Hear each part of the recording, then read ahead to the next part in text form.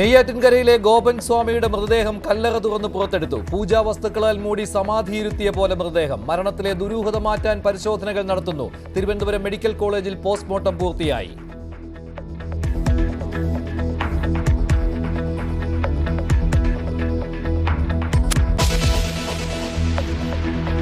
തുണി പുതച്ചിട്ടുണ്ട്. അതിൻ്റെ പുറത്ത് ഭസ്മവും മറ്റു കാര്യങ്ങളും കഴുത്തിൻ്റെ അളവോളം ഉണ്ടായിരുന്നു. പിന്നെ സ്മെല്ല്, ഗന്ധം, കർപ്പൂരത്തിൻ്റെ ഗന്ധം കൂടി എനിക്ക് അനുഭവപ്പെട്ടു. പുലർച്ചെ തന്നെ വിവാദ സ്ഥലം നിയന്ത്രണത്തിലാക്കി പോലീസും ജില്ലാ ഭരണകൂടവും. മൃതദേഹം കണ്ടെത്തിയത് 3 സ്ലാബുകൾ നീക്കിയ ശേഷം. നെഞ്ചുവരെ കർപ്പൂരവും ഭസ്മവും പൂജാ വസ്തുക്കളും നിറച്ച നിലയിൽ മൃതദേഹം.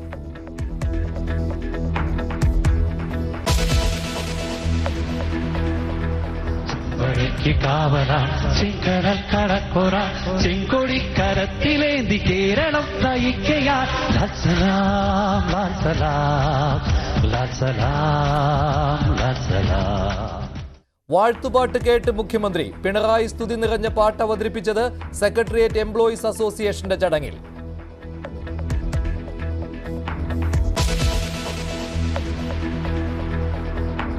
മുല്ലപ്പെരിയാർ അണക്കെട്ടിന്റെ സുരക്ഷ ദേശീയ ഡാം സുരക്ഷാ അതോറിറ്റിക്ക് കൈമാറി. കേരളത്തിന്റെ ആവശ്യങ്ങൾക്ക് ബലം നൽകുന്ന ഉത്തരവ് കേന്ദ്ര ജലശക്തി മന്ത്രാലയത്തിന്റേത്. സുരക്ഷയ്ക്കായുള്ള പുതിയ മേൽനോട്ട സമിതിയുടെ അധ്യക്ഷൻ ഡാം സുരക്ഷാ അതോറിറ്റി ചെയർമാൻ. കേരളത്തിന്റെയും തമിഴ്നാടിന്റെയും 2 വീതം പ്രതിനിധികൾ.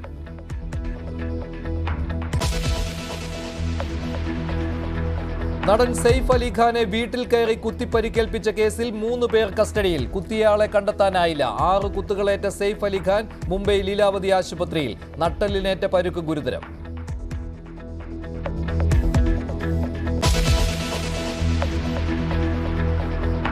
അമേരിക്കയിൽ വരാൻ പോകുന്നത് അപകടകരമായ അധികാര കേന്ദ്രീകരണമെന്ന് ജോ ബൈഡൻ. മുന്നറിയിപ്പ് വിടവാങ്ങൽ പ്രസംഗത്തിൽ.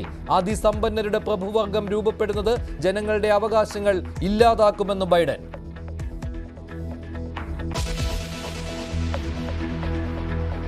സ്വർണ്ണവില 60,000-ലേക്ക്. ഇന്ന് പവന് 400 രൂപ കൂടി.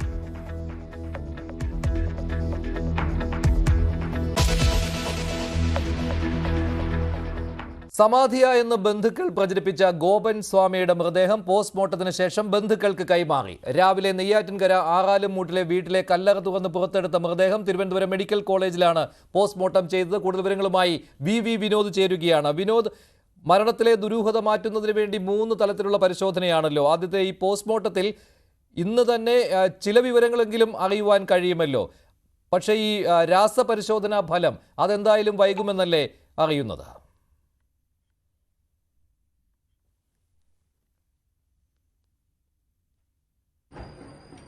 മഞ്ജുഷ, പോസ്റ്റ്മോർട്ടം നടപടി സമയത്തിനുള്ളിൽ മൃതദേഹം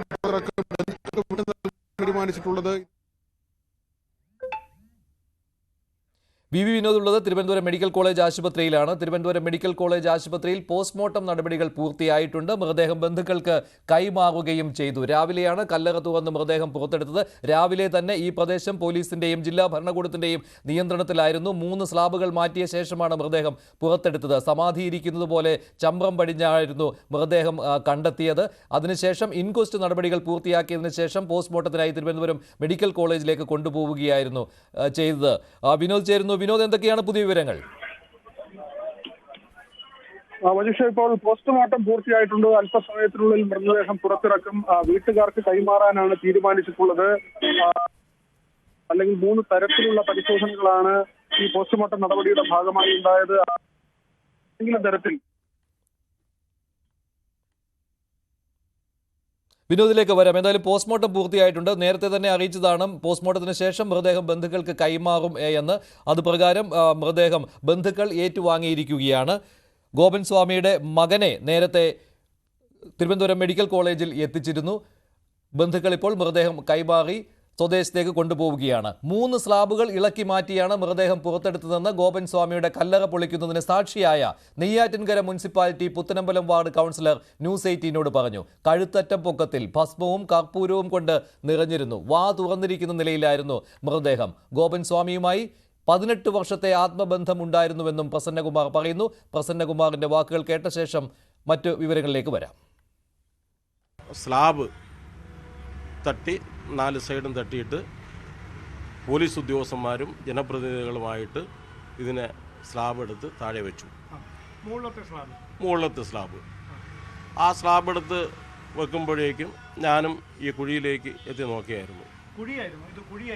കുഴി ഇല്ല, ഈ കെട്ടി നോക്കിയായിരുന്നു. അപ്പോൾ കണ്ടത് തുണി പുതച്ചിട്ടുണ്ട്. അതിൻ്റെ പുറത്ത് ഭസ്മവും മറ്റു കാര്യങ്ങളും കഴുത്തിൻ്റെ അളവോളം ഉണ്ടായിരുന്നു.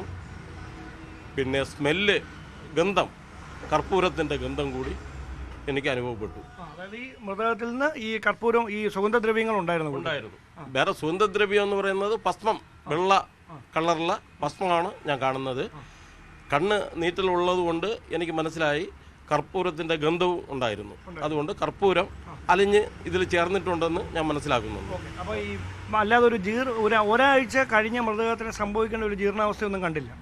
കഴുത്തിന് മേളിൽ വാ തുറന്നിരിക്കുകയും, ഈ തുറന്ന ഉടനെ ഈ മുകളിൽ കൂടി ഭസ്മമൊക്കെ ഉണ്ടായിരുന്നു. പക്ഷേ ഈ കാണുന്നത് കഴുത്തിന് കീഴെയാണ് കട്ടയ്ക്ക് കാണുന്നത്. മറ്റേ എനിക്ക് ആളിനെ നേരത്തെ അറിയാവുന്നുള്ളത് കൊണ്ട് ഇത് ഗോപൻ സ്വാമിയാണെന്നുള്ളത് എനിക്ക് വ്യക്തമായി മനസ്സിലായി. വി വിനോദ് ചേരുകയാണ് തിരുവനന്തപുരം മെഡിക്കൽ കോളേജിൽ നിന്ന്. വിനോദ്, പോസ്റ്റ്മോർട്ടം നിർണായകമാണ്, മറ്റു പരിശോധനകൾ അതിനിർണായകവുമാണ്. സ്വാഭാവികമായ മരണമാണോ അതോ വിഷം ഉള്ളിൽ ചെന്നോ അതല്ലെങ്കിൽ മറ്റേതെങ്കിലും രീതിയിലാണോ മരണം?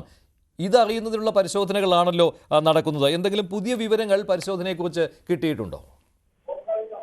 മഞ്ജുഷ, പോസ്റ്റ്മോർട്ടം പൂർത്തിയായിട്ടുണ്ട്. മൃതദേഹം പുറത്തേക്ക് എത്തിച്ചിട്ടില്ല. വീട്ടുകാർക്ക് കൈമാറാനാണ് തീരുമാനിച്ചിട്ടുള്ളത്. നേരത്തെ തന്നെ RDO അക്കാര്യം വ്യക്തമാക്കിയിരുന്നു. തുടർന്നുള്ള നടപടികൾ ഇനി തീരുമാനിക്കേണ്ടതുണ്ട്. പക്ഷെ ഇങ്ങനെ ഒരു ദുരൂഹ സാഹചര്യം അല്ലെങ്കിൽ സംശയങ്ങൾ വന്ന നിലയിലാണ് ഇത്തരത്തിലൊരു പരിശോധന വേണ്ടി വന്നത്. തീർത്തും നിയമത്തിന്റെ അടിസ്ഥാനത്തിലുള്ള നടപടികളുമായാണ് മുന്നോട്ട് പോകുന്നത്. ഹൈക്കോടതി തന്നെ കഴിഞ്ഞ ദിവസം ഉത്തരവിട്ടതിന്റെ അടിസ്ഥാനത്തിലാണ് കല്ലറ തുറന്നതും പരിശോധന നടത്തിയത്. 3 പരിശോധനകൾ. അത് മഞ്ജുഷ സൂചിപ്പിച്ചതുപോലെ തന്നെ പെട്ടെന്ന് അറിയാൻ പറ്റുന്ന ചില കാര്യങ്ങൾ, അതായത് മർദ്ദനമേറ്റിട്ടുണ്ടോ, ക്ഷതം, മുറിവുകൾ, അത്തരത്തിലുള്ള കാര്യങ്ങൾ. ഇൻക്വസ്റ്റുമായി ബന്ധപ്പെട്ട ചില വിവരങ്ങൾ നമുക്ക് ലഭിക്കുന്നത് വലിയ പരിക്കുകളോ മറ്റോ ഉള്ളതായ ചില സൂചന അങ്ങനെയൊന്നും ഇതുവരെ വന്നിട്ടില്ല. അത്തരം കാര്യങ്ങൾ ഇനി വിശദീകരിക്കേണ്ടതുണ്ട്. പക്ഷെ ഇതുവരെ അവിടുന്ന് ഇൻക്വസ്റ്റ് നടപടികൾ, നെയ്യാറ്റിൻകരയിൽ ഇൻക്വസ്റ്റ് നടപടികൾ പൂർത്തിയാക്കിയിരുന്നു. അതിൽ വലിയ തോതിലുള്ള എന്തെങ്കിലും കാര്യങ്ങൾ കണ്ടെത്തിയിരുന്നില്ല. പക്ഷെ അതുകൊണ്ടായില്ല. പോസ്റ്റ്മോർട്ടം നടപടികളിലാണ് ഇതെല്ലാം സ്ഥിരീകരിക്കുന്നത്. ഏതെങ്കിലും തരത്തിലുള്ള മുറിവുകൾ അല്ലെങ്കിൽ ക്ഷതം, എല്ലുകൾക്ക് ഏതെങ്കിലും തരത്തിലുള്ള ഒടിവോ മറ്റോ തരത്തിലുള്ള കാര്യങ്ങൾ, ഇതെല്ലാം തന്നെ എക്സ്റേ ഉൾപ്പെടെയുള്ള കാര്യങ്ങൾ നടത്തിയ അത്തരം നടപടികൾ ഇതിനകം പൂർത്തിയാക്കിയിട്ടുണ്ട്. റേഡിയോളജി അതോടൊപ്പം തന്നെ എക്സ്റേ സംവിധാനങ്ങളിലൂടെ അത്തരം പരിശോധനകൾ നടത്തും. മറ്റൊന്ന്, ശരീരത്തിൽ വിഷാംശം ഉണ്ടോ എന്നതാണ്.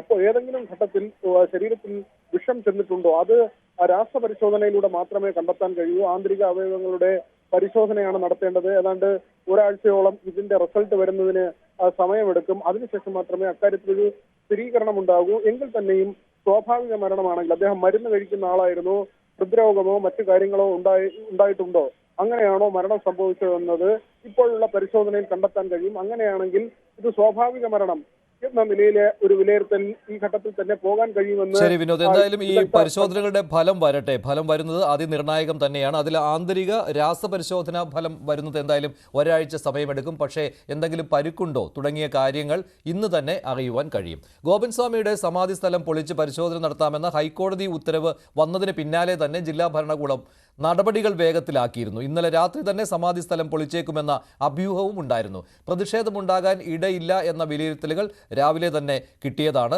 പുലർച്ചെ ആരംഭിച്ചാൽ മതി പരിശോധന എന്ന തീരുമാനത്തിലേക്ക് ജില്ലാ ഭരണകൂടം ഇത് കാരണമാണ് എത്തിയത്. ആറാലും മൂടുന്ന കൊച്ചു ഗ്രാമം ഇന്ന് ഉറക്കമുണർന്നത് പോലീസിന്റെ കേസ് ഡയറിയിൽ ചരിത്രമായി മാറുന്ന ഒരു ദിനത്തിലേക്കായിരുന്നു.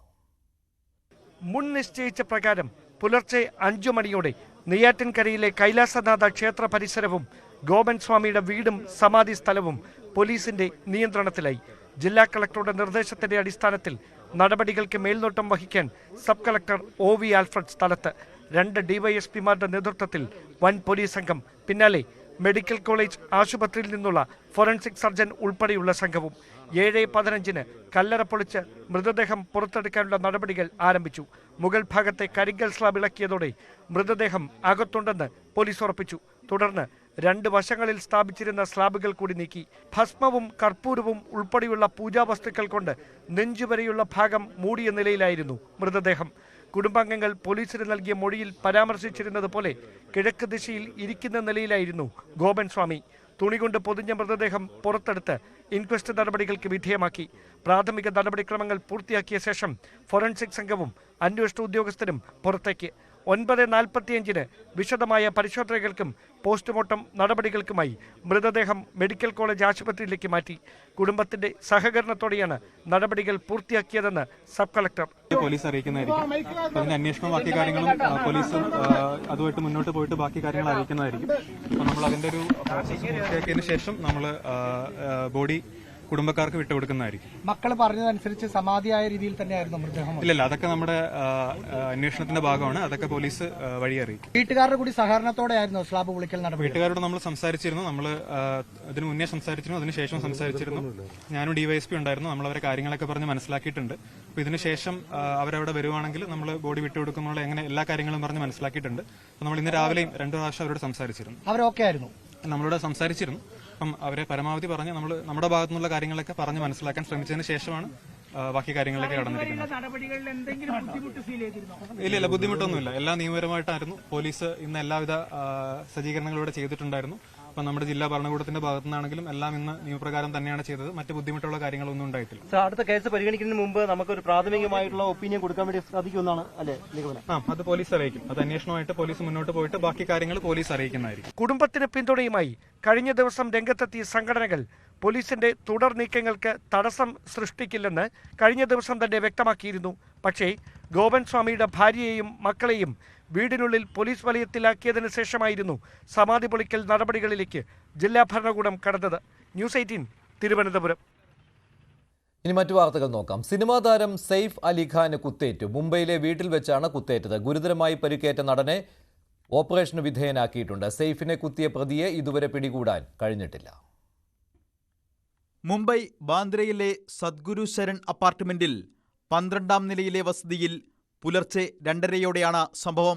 മക്കളുടെ മുറിക്ക് സമീപം വലിയ ശബ്ദം കേട്ടാണ് സെയ്ഫ് അലി ഖാൻ പുറത്തിറങ്ങിയത്. അപ്പോഴാണ് കത്തിയുമായി നിൽക്കുന്ന അജ്ഞാതനെ കണ്ടത്. തുടർന്ന് ഇരുവരും തമ്മിൽ വാക്കേറ്റവും പിടിവലിയുമായി. ഇതിനിടെയാണ് അജ്ഞാതൻ കത്തികൊണ്ട് സെയ്ഫ് അലി ഖാനെ കുത്തിയത്. ശരീരത്തിൽ 6 കുത്തേറ്റു. നട്ടെല്ലിന് സമീപവും കഴുത്തിലും ആഴത്തിലാണ് മുറിവ്. പ്രതിയെ മുറിക്കുള്ളിൽ പൂട്ടിയിട്ടിരുന്നെങ്കിലും അവിടെ നിന്ന് പിന്നീട് രക്ഷപ്പെടുകയായിരുന്നു. സ്വകാര്യ ആശുപത്രിയിലെത്തിച്ച സെയ്ഫ് അലി ഖാന് ന്യൂറോ സർജറിയും പ്ലാസ്റ്റിക് സർജറിയും നടത്തി. സംഭവം നടക്കുമ്പോൾ ഭാര്യ കരീന കപൂറും 2 കുട്ടികളും വീട്ടിലുണ്ടായിരുന്നു.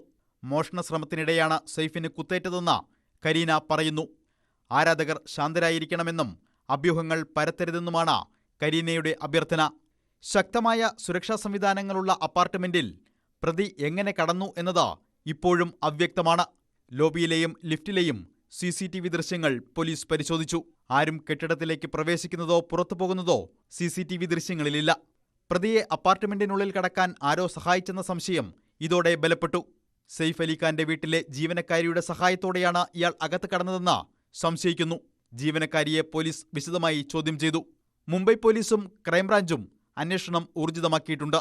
7 സംഘങ്ങളായി തിരിഞ്ഞാണ് അന്വേഷണം. അപ്പാർട്ട്മെന്റിന് സമീപത്തെ പ്രദേശങ്ങളിലെ CCTV ദൃശ്യങ്ങളും പോലീസ് പരിശോധിച്ചു വരികയാണ്. ന്യൂസ് 18 മുംബൈ.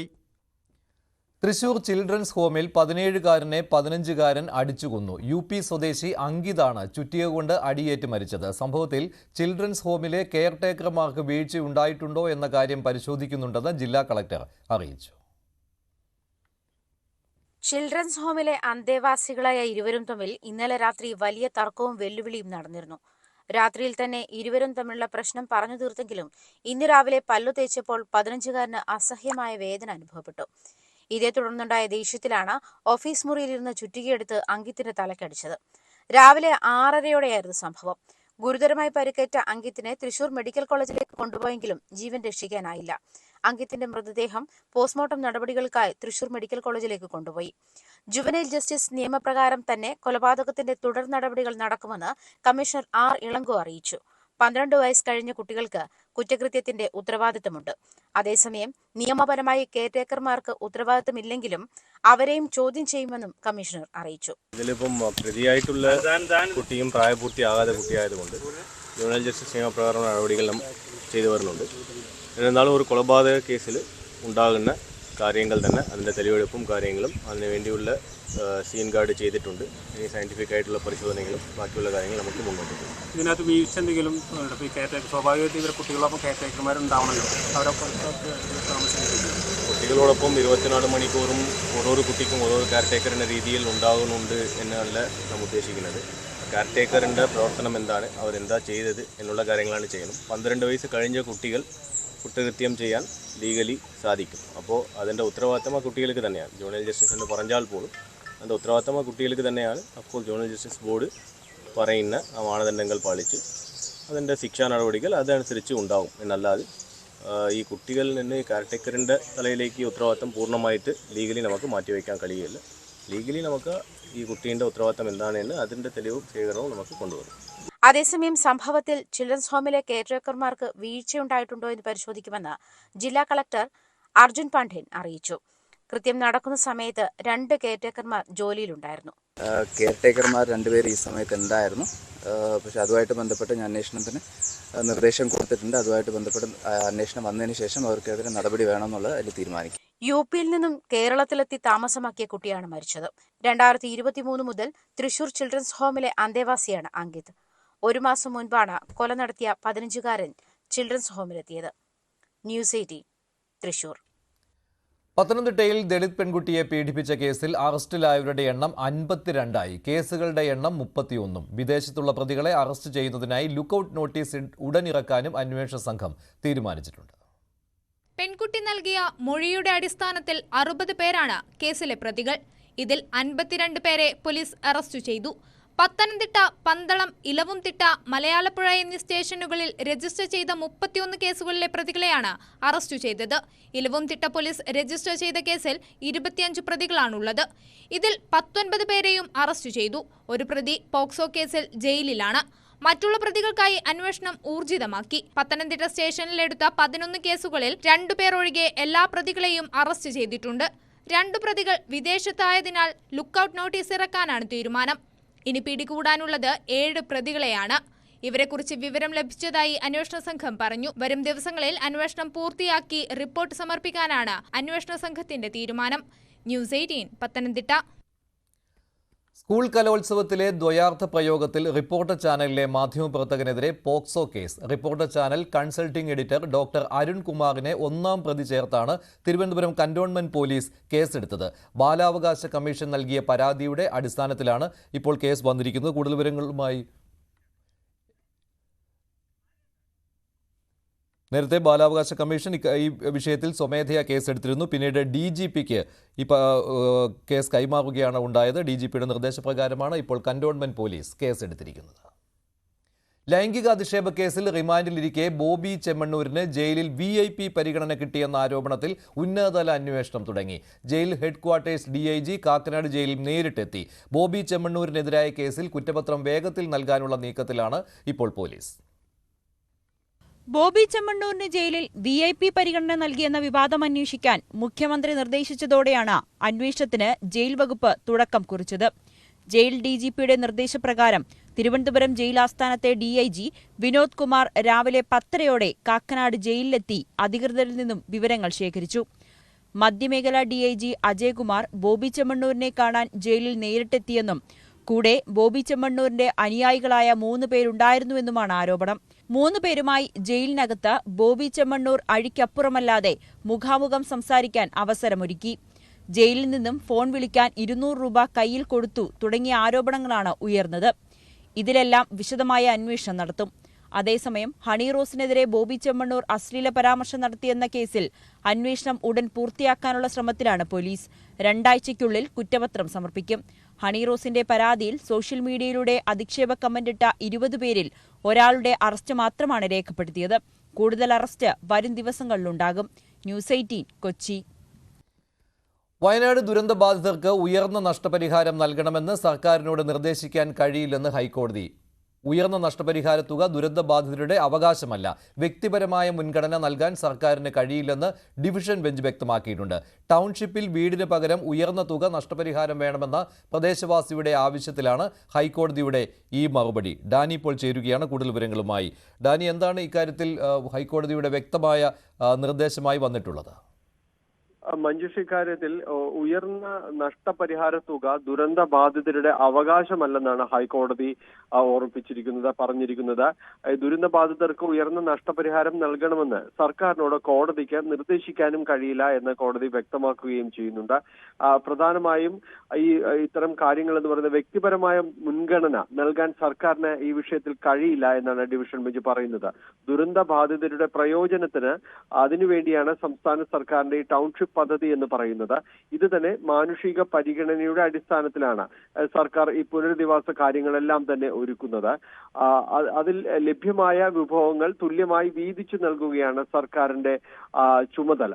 അതാണ് ചെയ്യുന്നത്. ഇക്കാര്യത്തിൽ ഇതിൽ ദുരിതബാധിതർക്ക് ആഡംബരം നൽകണമെന്ന് ആവശ്യപ്പെടാൻ കഴിയില്ല എന്നാണ് ഹൈക്കോടതി ഇക്കാര്യത്തിൽ വിശദമാക്കിയിരിക്കുന്നത്. ടൗൺഷിപ്പിൽ വീട് ആവശ്യമില്ലെങ്കിൽ അതിന് പകരം ഉയർന്ന തുക ആവശ്യപ്പെടാൻ കഴിയില്ല. ഉരുൾപൊട്ടൽ മാത്രമല്ല ദുരന്തമായിട്ടുള്ളത്, മറ്റ് ദുരന്തങ്ങളെ നേരിട്ടവരും ഈ വയനാടുണ്ട്. അപ്പോൾ അതുകൂടി കണക്കിലെടുക്കേണ്ടതുണ്ട്. അവർക്ക് വേണ്ടിയും പുനരധിവാസം ഉറപ്പാക്കേണ്ടതുണ്ടെന്നും ഹൈക്കോടതി പറയുന്നു. ഇപ്പോൾ നിലവിൽ സുരക്ഷിതമായ സ്ഥലത്താണ് സർക്കാർ പുനരധിവാസ സൗകര്യം ഒരുക്കുന്നത്. സർക്കാരിന്റെ ഇക്കാര്യത്തിലുള്ള ഒരു ഫണ്ട് ഉചിതമായ രീതിയിൽ വിനിയോഗിക്കുകയാണ് വേണ്ടതെന്നും ഹൈക്കോടതി പറയുന്നു. സുരക്ഷിതമായ ജീവിത സാഹചര്യം ഒരുക്കാനാണ് ടൗൺഷിപ്പ് പദ്ധതി എന്നും ഹൈക്കോടതി ചൂണ്ടിക്കാണിക്കുകയും ചെയ്തു. അതുകൊണ്ട് തന്നെ സർക്കാരിന്റെ നയപരമായ തീരുമാനത്തിന്റെ ഭാഗമാണ് ടൗൺഷിപ്പ് പദ്ധതി. ഇതിൽ ഇടപെടാനാകില്ല എന്നും ഹൈക്കോടതി പറയുന്നു. മാനുഷിക പരിഗണനയിലാണ് സർക്കാർ പുനരധിവാസം നടപ്പാക്കുന്നതെന്നും ഒപ്പം നൽകിയത് ടൗൺഷിപ്പ് പദ്ധതിയിൽ അവിടെ വീട് വേണ്ട എങ്കിൽ പകരം ഉയർന്ന നഷ്ടപരിഹാര തുക അനുവദിക്കണം എന്നായിരുന്നു ആവശ്യം. പക്ഷേ ഇങ്ങനെ നൽകാൻ കഴിയില്ല എന്നാണ് ഹൈക്കോടതി ഇപ്പോൾ നിർദ്ദേശം നൽകിയത്. ബഹിരാകാശ ഡോക്കിംഗിൽ ചരിത്രം കുറിച്ചിരിക്കുകയാണ് ഇന്ത്യ. 2 ഉപഗ്രഹങ്ങൾ സംയോജിപ്പിക്കുന്ന സ്പേഡെക്സ് ദൗത്യം വിജയകരമായി പൂർത്തീകരിച്ചെന്ന് ISRO അറിയിച്ചു. സ്വന്തം ബഹിരാകാശ നിലയം എന്ന ഇന്ത്യൻ സ്വപ്നത്തിലേക്ക് സുപ്രധാന ചുവടാണ് ഈ അഭിമാന നേട്ടം. അമേരിക്ക, റഷ്യ, ചൈന എന്നിവർക്ക് ശേഷം ഈ നേട്ടം കൈവരിക്കുന്ന 4ാമത്തെ രാജ്യമായി ഇന്ത്യ മാറി.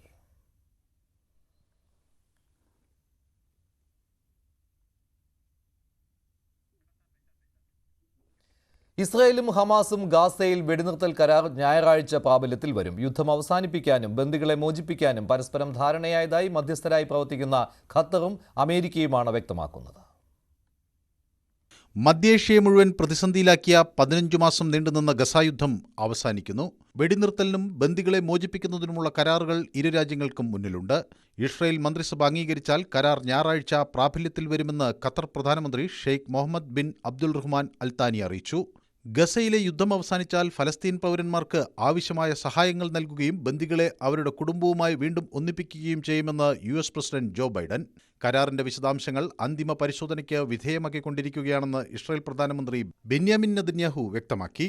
എങ്കിലും വെടിനിർത്തലിന് മുൻകൈയെടുത്ത ജോ ബൈഡനോട് നന്ദി അറിയിച്ചു. ഫലസ്തീന്റെ പ്രതിരോധശേഷിയാണ് കാര്യങ്ങൾ വെടിനിർത്തൽ കരാറിലേക്ക് എത്തിച്ചതെന്ന് ഹമാസ് നേതാവ് ഖലീൽ അൽ ഹയ്യ പറഞ്ഞു.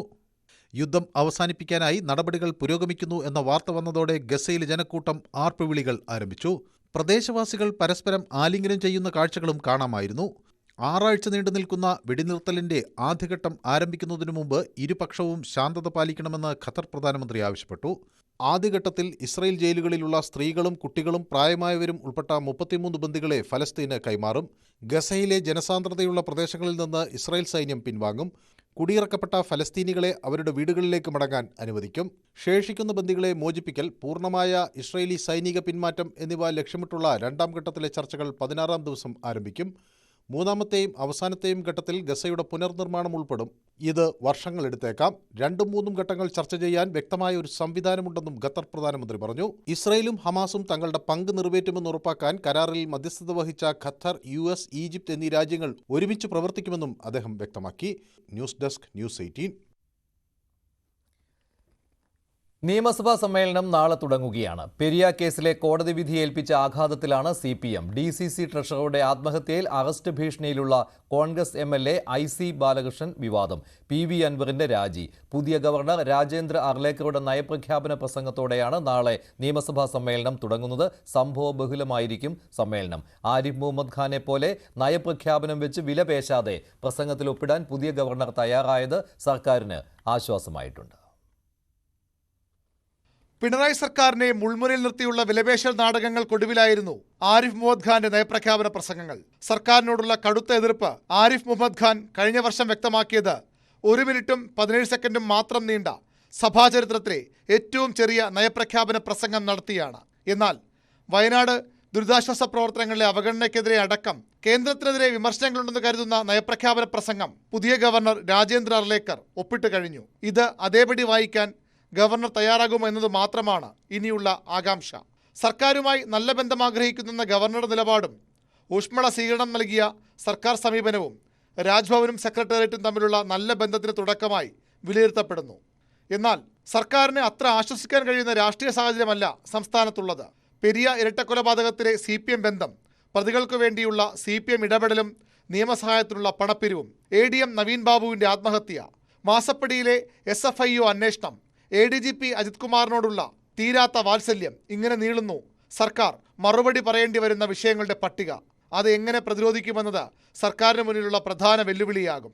ADM നവീൻ ബാബുവിൻ്റെ മരണത്തിൽ PP ദിവ്യയുടെ രാജി ആവശ്യപ്പെട്ട പ്രതിപക്ഷം DCC ട്രഷറുടെ ആത്മഹത്യയിൽ IC ബാലകൃഷ്ണൻ MLAക്ക് നൽകുന്ന പിന്തുണയെ ഭരണപക്ഷം ചോദ്യം ചെയ്യും. അത് പ്രതിപക്ഷത്തെ പ്രതിരോധത്തിലാക്കും. രാജിവെച്ച PV അൻവറിനോടുള്ള ഇരുപക്ഷങ്ങളുടെ സമീപനങ്ങളും ശ്രദ്ധേയമാകും. പാലക്കാട്ടെയും വയനാട്ടിലെയും വിജയത്തിളക്കത്തിലാണ് പ്രതിപക്ഷം. ചേലക്കര നിലനിർത്താനായതിൻ്റെ ആത്മവിശ്വാസം ഭരണപക്ഷത്തിനുമുണ്ട്. ഇതും സഭയിലെ ചർച്ചകളിൽ പ്രതിഫലിക്കും. ഫെബ്രുവരി 7-നാണ് ബജറ്റ് അവതരണം. ധനവിനിയോഗ ബിൽ പാസാക്കി മാർച്ച് 28-ന് സഭ പിരിയും. ന്യൂസ് 18 തിരുവനന്തപുരം. സംസ്ഥാനത്തെ കെട്ടിട നിർമ്മാണ തൊഴിലാളികളുടെ ക്ഷേമനിധി പെൻഷൻ മുടങ്ങിയിട്ട് 1.5 വർഷമാവുകയാണ്. ബോർഡിൽ അംഗങ്ങളായവർക്ക് പ്രതിമാസം 1600 രൂപയാണ് പെൻഷനായി നൽകുന്നത്. തൊഴിലാളികളുടെ മറ്റ് ധനസഹായങ്ങളും ഇതോടൊപ്പം മുടങ്ങിയിരിക്കുകയാണ്. ആരോഗ്യമുള്ള ഒരു കാലമത്രയും കഠിനാധ്വാനം ചെയ്തവർ, പണിയെടുക്കാൻ പറ്റാത്തൊരു കാലം, ചെറിയ തുകയാണെങ്കിലും പെൻഷനുണ്ടല്ലോ എന്ന് ആശ്വാസം കൊണ്ടവരാണിവർ. എന്നാൽ കഴിഞ്ഞ 16 മാസമായി അങ്ങനെയൊന്നില്ല. ക്ഷേമ പെൻഷൻ്റെ കാര്യം ഭയങ്കര കഷ്ടമാണ്. സാധാരണക്കാരന് പെൻഷൻ കിട്ടുന്നില്ല, മരുന്ന് മേടിക്കാൻ പോലും പൈസ കിട്ടുന്നില്ല. ഞാൻ 2019 പെൻഷനായതാണ്. 2019 പെൻഷനായിട്ട് എനിക്ക് ഈ 5 വർഷം കൊണ്ട് 12 മാസത്തെ പെൻഷൻ ആണ്, ഒരു വർഷത്തെ പെൻഷന് ആകെ കിട്ടിയിട്ടുള്ളത്. ഒരു മരുന്ന് മേടിക്കാൻ പോലും പറ്റാത്ത സാഹചര്യത്തിലാണ്. പണിക്ക് പോകാൻ സാഹചര്യക്കാരൻ്റെ പെൻഷൻ ആയിട്ടും ഒരു വീട്ടിലെ അവസ്ഥ തന്നെയാണ്. വൈഫിന് അസുഖം ആയിട്ട് കിടപ്പിലാണ്, പണിയില്ല, പണിക്ക് പോകാൻ പറ്റാത്ത അവസ്ഥയാണ്. ഈ ഒരു പെൻഷൻ കൊണ്ട് മാത്രം പല കാര്യങ്ങളും ചെയ്യുന്നതാണ്. മരുന്ന് വാങ്ങിക്കാനായാലും ഒരു നേരത്തെ ഒരു കാലി ചായ കുടിക്കാൻ പോലെ പല ആൾക്കാരും, എന്നെ പോലെയുള്ള ഒരുപാട് ആൾക്കാർ ഈ നാട്ടിൽ പെൻഷൻ പറ്റിയ ആൾക്കാരുണ്ട്. ബോർഡിൽ അംഗങ്ങളായ 20,23,402 പേരിൽ 3,24,580 പേർക്കാണ് പെൻഷൻ ലഭിക്കേണ്ടത്. അംഗങ്ങൾക്ക് 60 വയസ്സാകുമ്പോഴാണ് പെൻഷന് അർഹത. ഇതിനൊപ്പം അംഗങ്ങൾക്കുള്ള ചികിത്സാ ധനസഹായം ഉൾപ്പെടെ കുടിശ്ശികയാണ്. ഈ പെൻഷന് മാത്രം ആശ്രയിച്ചുകൊണ്ട് ഒരുപാട് തൊഴിലാളികൾ നിൽക്കുന്നുണ്ട്. നമുക്കറിയാം, സർക്കാർ വാർഷികകാല പെൻഷൻ കൊടുക്കുന്നുണ്ട്. ആ പെൻഷൻ വെറും 3-4 മാസം കുടിശ്ശികയുള്ളൂ. പക്ഷേ ആ പെൻഷൻ കിട്ടിയിരുന്നെങ്കിൽ അവർക്ക് ജീവിച്ചു പോകാൻ. പക്ഷേ നിർമ്മാണക്ഷേമനിധി പെൻഷൻ ഉള്ളതിൻ്റെ പേരിൽ വാർഷിക പെൻഷൻ നിഷേധിക്കപ്പെട്ട ആളുകളാണ് അവർ. സർക്കാരിൻ്റെ കണ്ണു തുറപ്പിക്കാൻ മറ്റൊരു വഴിയുമില്ലാതെ സമരത്തിനൊരുങ്ങുകയാണിവർ. പല തവണ ഈ വകുപ്പ് തല മന്ത്രിക്കും സർക്കാരിനും ഒക്കെ അപേക്ഷകളും ഒക്കെ സമർപ്പിച്ച് പരാതികളും ഒക്കെ നൽകിയിട്ടും യാതൊരുവിധ പരിഗണനയും ലഭിക്കുന്നില്ല. അടിയന്തരമായ ഇടപെടൽ സർക്കാരിൻ്റെ ഭാഗത്തു നിന്നും തൊഴിൽ വകുപ്പിൻ്റെ ഭാഗത്തു നിന്നും ഉണ്ടാകണമെന്ന് ഞങ്ങളുടെ ശക്തമായ അഭ്യർത്ഥിക്കുകയാണ്, ഞങ്ങളുടെ ആവശ്യം അറിയിക്കുകയാണ്. പെൻഷൻ നൽകാൻ അംഗങ്ങളിൽ നിന്ന് പ്രതിമാസം 50 രൂപ അംശാദായം ബോർഡ് ഈടാക്കുന്നുണ്ട്. കെട്ടിട നിർമ്മാണ മേഖലയിൽ നിന്നുള്ള നിശ്ചിത സെസ്സും ഇതിലേക്ക് വകയിരുത്തുന്നുണ്ട്. എങ്കിലും പെൻഷൻ മാത്രം ഇപ്പോഴും അകലെയാണ്. ന്യൂസ് 18 കൊച്ചി. തിരുവനന്തപുരത്ത് സെക്രട്ടേറിയറ്റ് എംപ്ലോയീസ് അസോസിയേഷൻ പരിപാടിയിൽ മുഖ്യമന്ത്രിയെക്കുറിച്ചുള്ള വാഴ്ത്തുപാട്ട് അരങ്ങേറി. പിണറായി വിജയന്റെ സാന്നിധ്യത്തിൽ തന്നെയായിരുന്നു സ്തുതിഗീതം ആലപിച്ചത്. ധനവകുപ്പിലെ പൂവത്തൂർ ചിത്രസേനനാണ് പാട്ടെഴുതിയത്. ക്ലറിക്കൽ അസിസ്റ്റന്റായി വിരമിച്ച ശേഷം പിന്നീട് ധനവകുപ്പിൽ സ്പെഷ്യൽ മെസഞ്ചറായി നിയമിക്കുകയായിരുന്നു ഇദ്ദേഹത്തെ. ചെമ്പരയ്ക്ക് കാവല ചെങ്കടൽ കടക്കൊറ ചെങ്കൊടിക്കരത്തിലേന്തി കേരളം നയിക്കയാൽ ലാൽസലാം ലാൽസലാം ലാൽസലാം ലാൽസലാം. വിപ്ലവത്തിൻ പാതയിൽ നീലരകൾ താണ്ടിയും ശക്തമായ മർദ്ദനങ്ങളേറ്റ ധീരസാരഥി